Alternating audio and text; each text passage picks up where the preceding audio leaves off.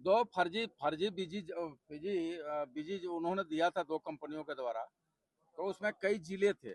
एक कंपनी, दो कंपनी के द्वारा जो बीजी आया था, उस पर निश्चित तौर पर विधि संबद्ध कार्रवाई करने के लिए विधि आयोग से राय मांगे हुए हैं, विधि विभाग से, और उसके स्पष्टीकरण भी किए हैं।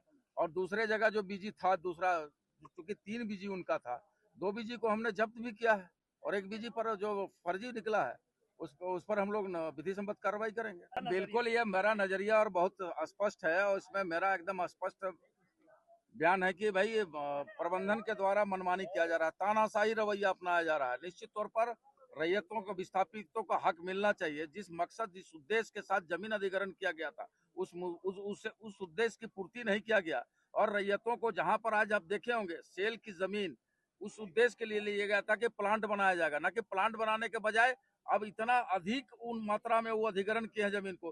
कभी पेट्रोल टंकी को लीज में दे रहे हैं, तो किसी को मॉल में लीज दे रहे हैं, तो किसी को दुकान बनाने के लिए लीज दे रहे हैं, तो कोई भाड़ा पर सेल लगा रहा है। तो निश्चित तौर पर ये चिंता का विषय है। आप जिस उद्देश्य के लिए लिए थे प्लांट बनाने के लिए, प्लांट बनाइए, उसका स्वागत करते हैं, लेकिन अब लीज ऊपर लीज दिए जा रहे हैं, मॉल को बड़े बड़े व्यापारियों को अब दे रहे हैं, बड़े बड़े उद्योगपतियों को दे रहे हैं लीज में। ये कहीं न कहीं चिंता का विषय है, और हक अधिकार मिलना चाहिए। हक मांगने पर लाठियां मिल रही है वहाँ पे? बिल्कुल, उसका हम लोग जिला प्रशासन के द्वारा कार्रवाई भी की जा रही है, और उसका प्रबंधन के लोग गिरफ्तार भी हुए हैं, और अग्रतर और भी कार्रवाई होगी। झूठ का पर्दाफाश। Like share subscribe.